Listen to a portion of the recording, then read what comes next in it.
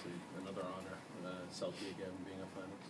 Yeah, it's definitely another huge honor, and I mean, it's always speaks about the way that your team helps you, and by the way that you try and play the game. And for myself, it's I take a lot of pride in my two-way games, so it's definitely special to be nominated with two great players like Hansa and Jonathan. Does it give you any kind of a good feeling at the end of kind of a bitter season? Like, how do you view the whole getting nominated thing with how the regular season ended?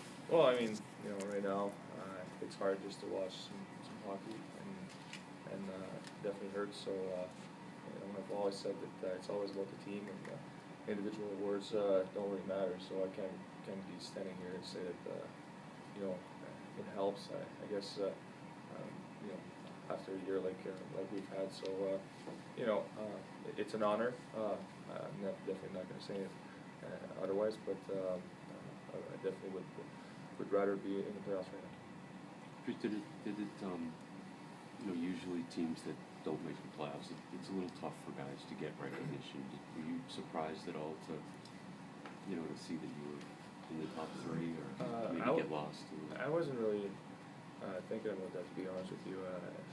I got a text from Matt Smurla, and to be honest, I had no idea.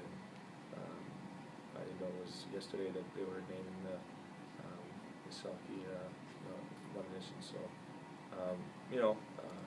I'll take it for sure. It's like I said, it's an honor, and but I wasn't really thinking about it. Did you feel like this was your best year defensively? I mean, how do you kind of look at your season and break it down? How you feel like you do? I mean, I think I'm playing.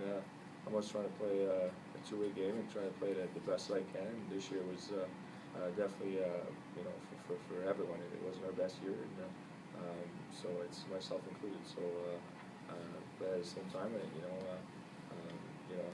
definitely trying to leave everything on the ice every time I step out there, and I felt like I've done that for sure. What was your reaction to Peter getting fired and just the whole scene around the organization a couple days afterwards?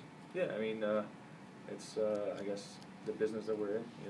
When you underperform and you don't play to expectations and to our expectations as players and as a team and as a management, things like that happen, and it's unfortunate because it definitely a lot of blame should be on us as players as well, and but at the same time, it's how it goes. How concerned are you about the direction of the team? Obviously, the Claude's job is up in the air right now as well, too. I'm not concerned. I mean, I'm a player.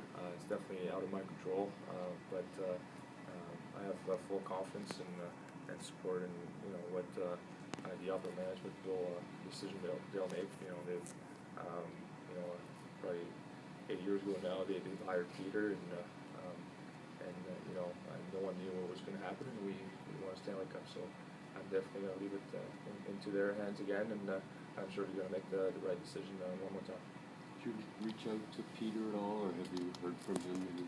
I sent a text message, wishing him all the best and thanking him for everything he's done, and but I haven't heard anything. I'm sure he's had a lot of text messages and stuff like that.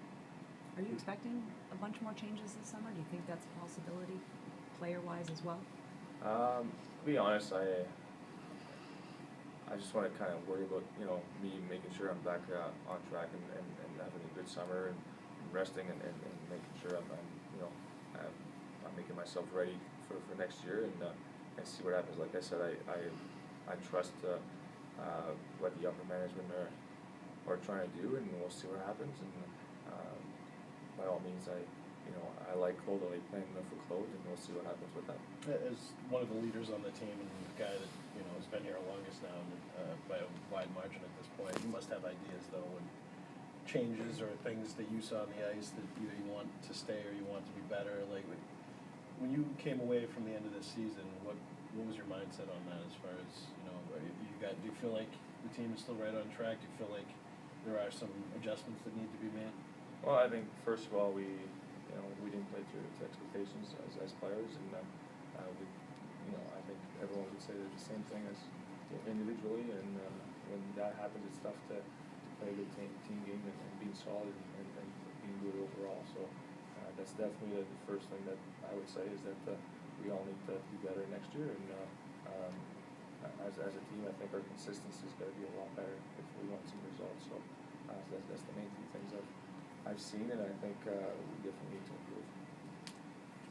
To go back to the Selke a little bit, a lot of that, I think a lot of voters, look very, very carefully at face-offs.